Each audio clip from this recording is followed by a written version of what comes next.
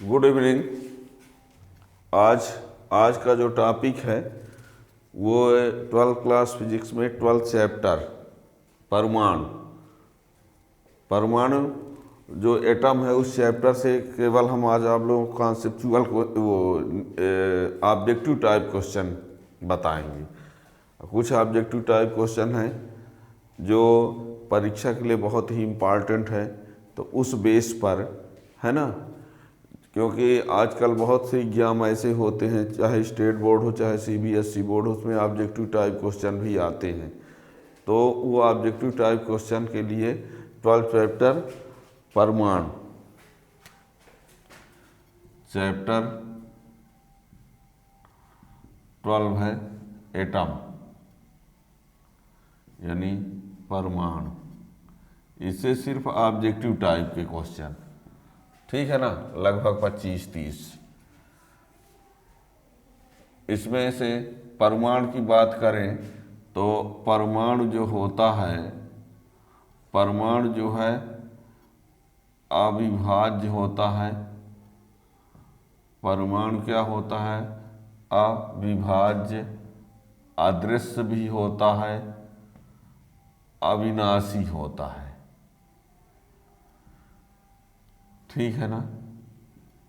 ये परमाणु जो है अविभाज्य, जिसको विभाजित न किया जा सके, अदृश्य, दिखता भी नहीं है, अविनाशी, उसका विनाश भी नहीं, विनाश उसका नहीं हो सकता। अविभाज्य, अदृश्य, अविनाशी होता है। परमाणु जो है, परमाणु विद्युत उदासीन होता है। परमाणु विद्युत उदासीन, परमाणु विद्युत उदासीन होता है। इसका अर्थ है कि धन आवेश और ऋण आवेश, धन और ऋण आवेश बराबर मात्रा में, बराबर मात्रा में, ये ठीक है ना। परमाणु जो है अविभाज्य, अदृश्य, अविनाशी होता है। परमाणु विद्युत उदासीन होता है। परमाणु का आकार, परमाणु का आकार या उसकी त्रिज्या 10⁻⁻10 मीटर, ठीक है ना। ये फिर इसी परमाणु में क्या आता है? नाभिक।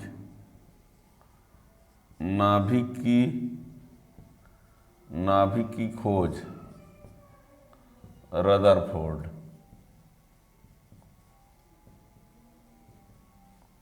ने किया। नाभिक का आकार 10⁻14 मीटर, कहीं कहीं 1 फर्मी लिखा रहता है, लगभग 1 फर्मी, और 1 फर्मी बराबर होता है 10⁻15 मीटर। मतलब ये नाभिक का आकार कहीं 10⁻14 लिखा रहता है, कहीं कहीं 1 फर्मी बराबर 10⁻15 मीटर होता है, ठीक है ना। अब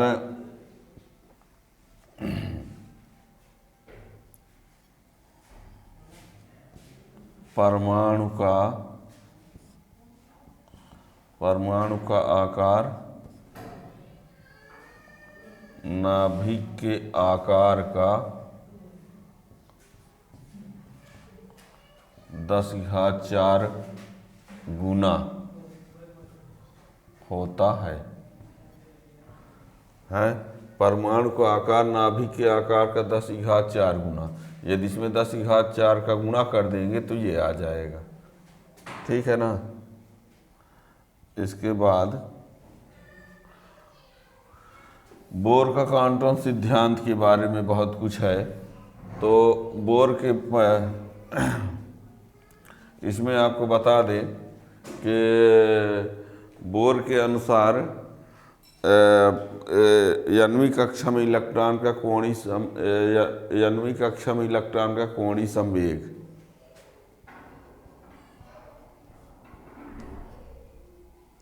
बोर के अनुसार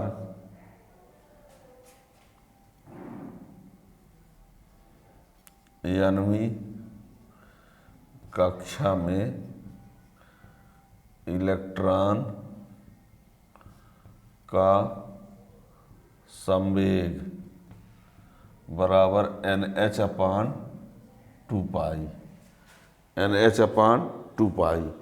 अब ये कहा जाए बोर के अनुसार यानवी कक्षा में इलेक्ट्रॉन का संवेग, बल्कि कोणीय संवेग, इलेक्ट्रॉन का कोणीय संवेग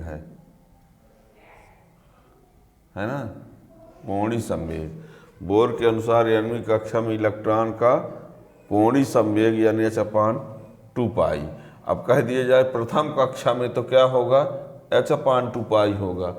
यानवी कक्षा की बात है तो यदि एक पहली कक्षा की बात करेंगे तो H/2π हो जाएगा। ध्यान देना, हमने यहाँ लिखा है यानवी कक्षा का, प्रथम कक्षा का कहेगा तो H/2π, द्वितीय कक्षा का कहेगा तो 2H/2π, तो 2 कट जाएगा, ठीक है ना। तृतीय कक्षा का तो 3H/2π, याद रखना ये, ठीक है ना। यानवी कक्षा में इलेक्ट्रॉन का कोणीय संवेग बराबर इतना। ये इसमें यानवी कक्षा की त्रिज्या की यदि बात करें तो Rn प्रोपोर्शनल n², ठीक है ना। यानवी कक्षा में इलेक्ट्रॉन का वेग तो Vn प्रोपोर्शनल 1/n ये होता है।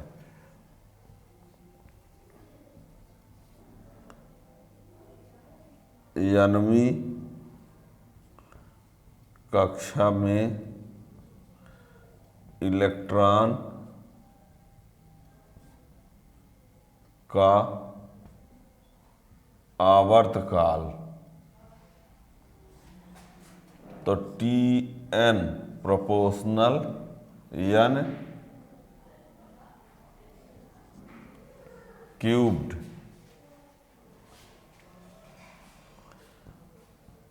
यानवी कक्षा में इलेक्ट्रॉन की आवृत्ति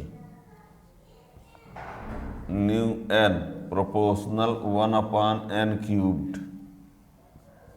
ये ध्यान देना, यानवी कक्षा की त्रिज्या है ना Rn प्रोपोर्शनल n², यानी जितना पहली कक्षा का होगा तो दूसरी का निकालना होगा तो उसका 4 गुना हो जाएगा, तीसरी का निकालना होगा तो 9 गुना हो जाएगा, चौथी का निकालना होगा तो 16 गुना हो जाएगा, ठीक है ना। यानवी कक्षा की त्रिज्या जो होती है कक्ष क्रमांक के वर्ग के अनुक्रमानुपाती।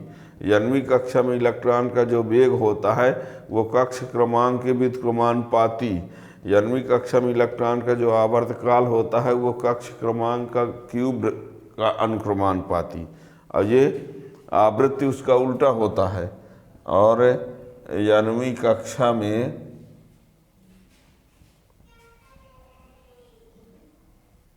इलेक्ट्रॉन की ऊर्जा En प्रोपोर्शनल -1/n² है ना। अब इसमें ये भी बता दें, ये तो जनरल फार्मूला हुआ। अब यहाँ पर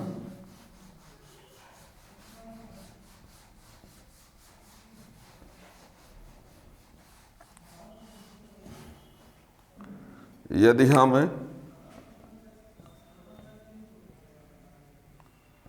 हाइड्रोजन परमाणु के यानवी कक्षा में इलेक्ट्रॉन की ऊर्जा की बात करें हाइड्रोजन परमाणु की यानी कक्षा में इलेक्ट्रॉन की ऊर्जा, तो En बराबर 21.7 गुणे 10 की घात -18/n², ये इसमें जूल होता है। या इसी को En बराबर लिख सकते हो -13.6 इलेक्ट्रॉन वोल्ट अपान n²। इसी को लिखा रहता है En बराबर -RCH अपान n², जहाँ R बराबर 1.1 गुणे 10 की घात 7 मीटर इनवर्स रीडबर्ग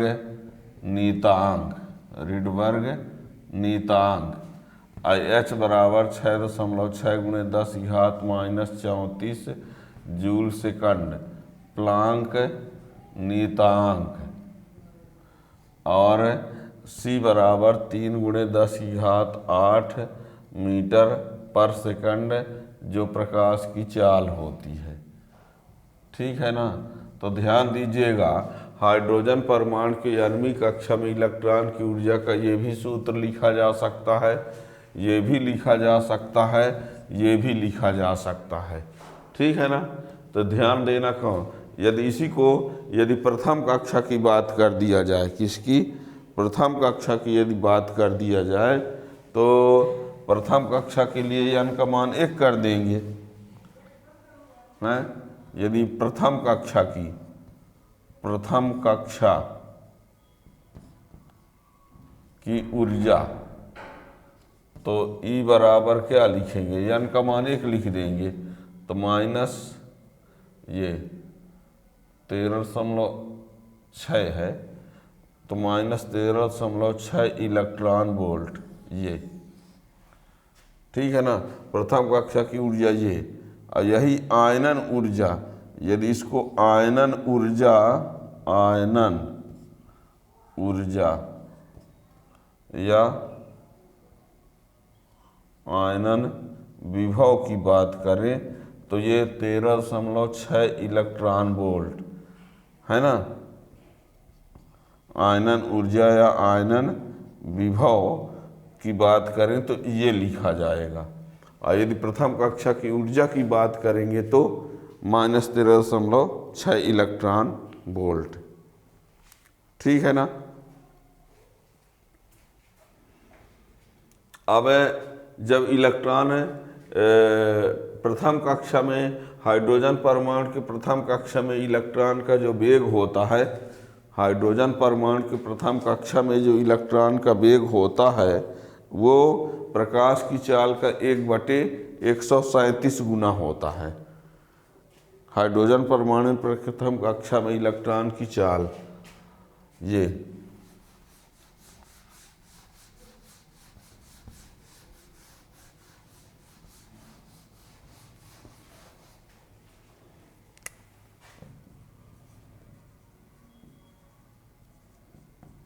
हाइड्रोजन परमाणु की प्रथम कक्षा में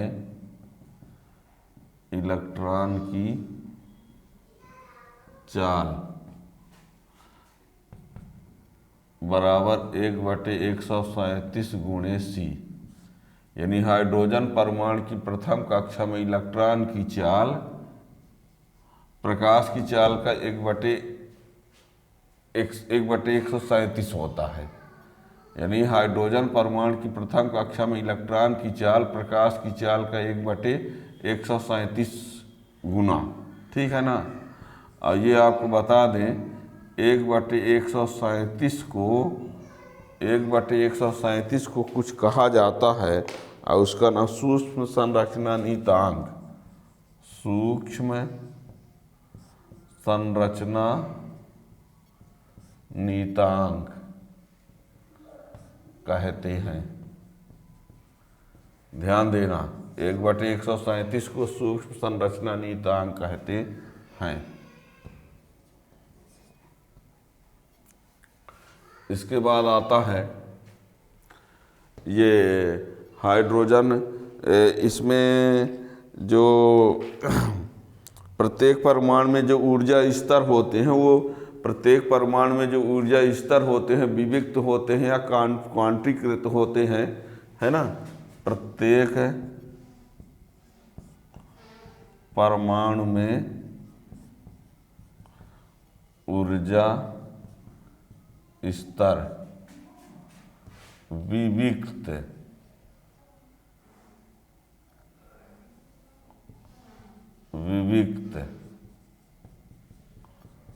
ऊर्जा स्तर विविक्त होते हैं। इसी को ये भी कहा जा सकता है कि प्रत्येक परमाणु में ऊर्जा स्तर क्वांटीकृत होते हैं, क्वांटीकृत होते हैं। और ये कह सकते हैं कि प्रत्येक परमाणु में ऊर्जा स्तर समदूरस्थ नहीं होते हैं। ध्यान देना, विविक्त होते हैं, क्वांटीकृत होते हैं, समदूरस्थ नहीं होते। यानी पहले क्या होता है कि पहले ऊर्जा स्तर यहाँ से नीचे से देखें तो कुछ ज़्यादा दूरी पर होते हैं, फिर धीरे धीरे क्या होते हैं, बहुत कम दूरी पर होने लगते हैं, है ना। समदूरस्थ नहीं होते मतलब बराबर बराबर दूरी पर नहीं होते हैं। अब बराबर बराबर दूरी पर न होने को लिखते हैं कि समदूरस्थ नहीं है, और समदूरस्थ नहीं होने को ही क्वांटीकृत भी बोलते हैं, उसी को विविक्त भी बोलते हैं, है ना। तो ध्यान रखना, प्रत्येक परमाणु में जो ऊर्जा स्तर होते हैं विविक्त होते हैं। विविक्त होने का मतलब समान दूरी पर ना होना, और विविक्त होने का मतलब क्वांटीकृत होना भी। इन दोनों का अर्थ है कि समान दूरी पर ना होना, है ना। ऊर्जा स्तर पहले ज़्यादा दूरी पर होते हैं, फिर बाद में कम दूरी पर होने लगते हैं। तो ये यानी समान दूरी पर न होने को क्वांटीकृत भी बोलते हैं और विविक्त भी बोलते हैं, ठीक है ना। फिर इसके बाद आ जाता है हाइड्रोजन स्पेक्ट्रम। हाइड्रोजन स्पेक्ट्रम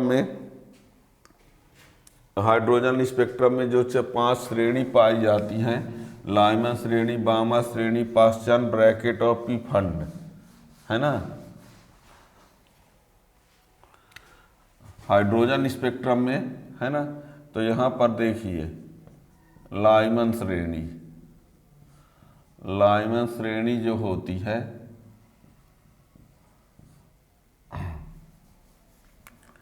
इसमें जो आती है वो लाइमन श्रेणी पराबैंगनी, लाइमन श्रेणी पराबैंगनी क्षेत्र में पाई जाती है। लाइमन श्रेणी कहाँ पाई जाती है? पराबैंगनी क्षेत्र में। और जो बामर श्रेणी होती है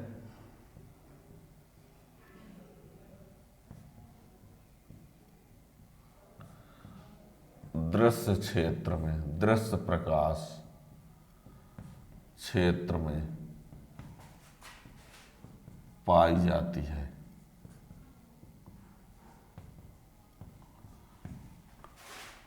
और पाश्चन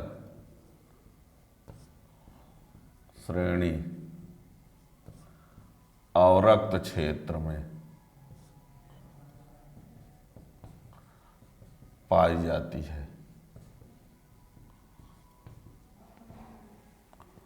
और ब्रैकेट जो होता है, ब्रैकेट श्रेणी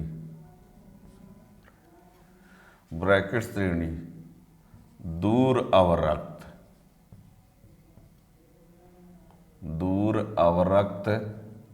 क्षेत्र में, यानी अवरक्त क्षेत्र से कुछ दूर अवरक्त क्षेत्र में पाई जाती है। अवरक्त क्षेत्र, दूर अवरक्त क्षेत्र और फंड सीरीज,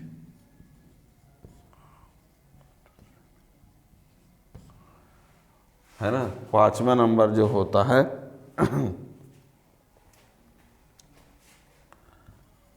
अति दूर अवरक्त क्षेत्र में पाई जाती है।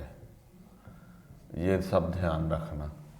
लाइमन श्रेणी, हाइड्रोस्फीयर श्रेणी से आप 5, लाइमन श्रेणी, बामर श्रेणी, पश्चन ब्रैकेट पी फंड, है ना।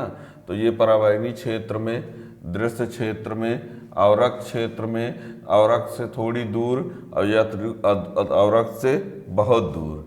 लेकिन ये बात है, ध्यान देना, अवरक्त में ये अवरक्त से दूर, लेकिन माइक्रो में नहीं चली जाती, अवरक्त में ही रहती है, अवरक्त से कुछ दूर पर माइक्रो में नहीं। और ये पीपीफंड जो होती है अवरक्त से बहुत दूर, पर वो अवरक्त से बहुत दूर तो इसका मतलब नहीं कि सूक्ष्म तरंगों में चली जाए, ठीक है ना। ये और 26 नंबर स्पेक्ट्रमी रेखाओं पर, स्पेक्ट्रमी रेखाओं पर चुंबकीय क्षेत्र का प्रभाव, स्पेक्ट्रमी रेखाओं पर चुंबकीय क्षेत्र का प्रभाव जीमन प्रभाव कहलाता है। जीमन प्रभाव कहलाता है, ध्यान देना इसको, जीमन प्रभाव, ठीक है। और स्पेक्ट्रमी रेखाओं पर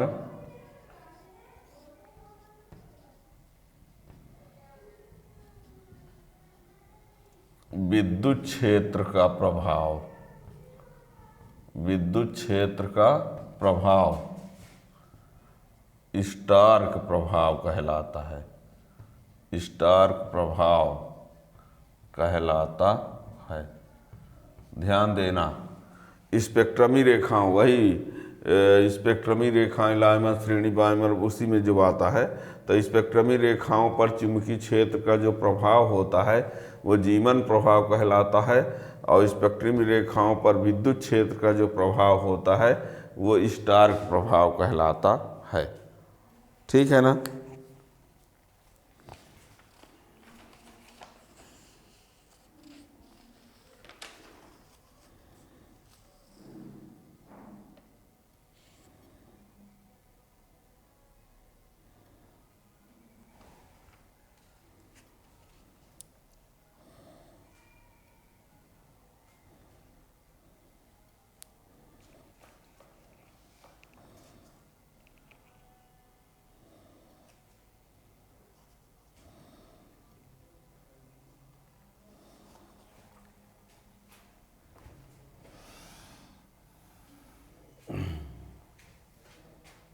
अट्ठाईस, ये